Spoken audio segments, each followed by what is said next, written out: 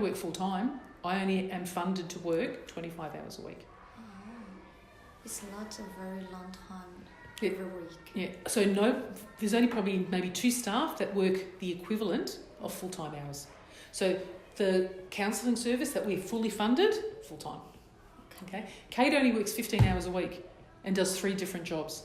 Yeah. She does programming, she does the human resources, and she helps do data entry for the counselling service. I manage 5 or 6 different departments, and I do that for 25 hours a week. Most of my coordinators would probably only work between 8 and 18 hours a week.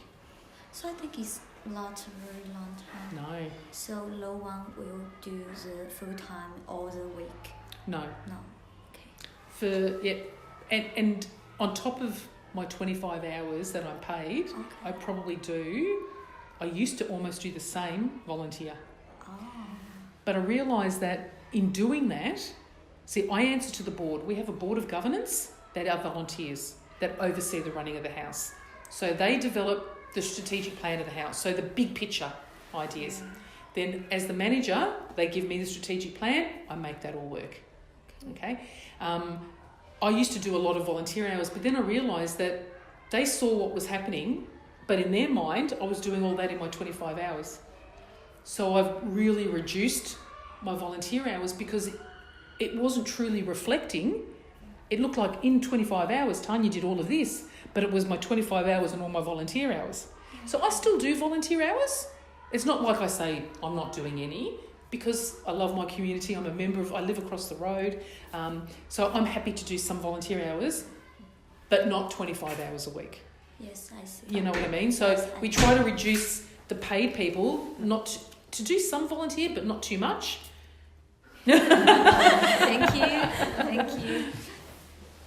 So are there any free volunteers like students near the location? Do we have students here, volunteer students, that actually help us with the house? Not students. The only students we have sometimes, and it's not really volunteer, placement students. Like you, what you're doing childcare or education, and they'll do a placement down in childcare. Yeah. So we try and take on students when we can. And they help, but they're learning at the same time. So like you doing your project, they'll help out. So what's in the great house. with this is something I wanted to do for a long time, but I had no time to do it. Because I'm busy overseeing 6 departments, meetings. I sit on a lot of different committees from work. It's what I want to do, but I don't have time to do it. So that when this came up, yes. So we usually, excited. every year we normally take students on to do our community needs analysis, and that's what the other group's doing. So there's nothing to say that maybe even some of their outcomes, it might be interesting to have a meeting with the other group. Because they will have information you could share. Do your research separately, Yeah. but maybe then try and tap into each other and say, look, I'll show you mine if you show me yours. and share your resources. Because they're going to be having ideas. They had some ideas, like you, they already had some ideas and some really great questions, which was fantastic. And you teach it, as far as the teacher, you're still satisfying your needs. You're just researching with each other and pooling the information to make it easier for both of you. It's working smarter, not harder. Yeah. Yeah. Yes. And I saw many activities like Bernie's BBQ. The Bunnings barbecue. We do that every year, but that makes us maybe $1,500. And have it raised money for... What do we use for the money? What do we do with it? What did we do with the money last time? I wasn't here. I think, sorry, rhetorical question. I think we put the $1,500 aside to put towards the shade sales, because I need $12,000 to replace. So sometimes we save it for a bigger project, like saving towards the bus or saving towards the sand pit. We've got a sand pit that the kids play in.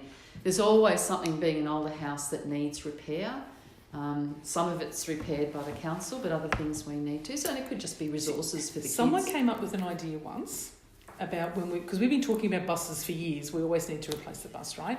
Is to, if someone can't give us $70,000 for the bus, say you can sponsor the steering wheel, you can sponsor 4 tyres, and how much the cost would be. You can sponsor the seats, you can sponsor the signage. Do you know what I mean? So because again, if I don't have 70,000, I may not be able to have something to show, look what we bought with your money. Yeah. But we could do something where they get a certificate saying that their contribution, you know, has purchased Part of the bus. part of the bus. You know, a little bit gimmicky, but something tangible to show so that they could put it on their media, their advertising, that sort of stuff.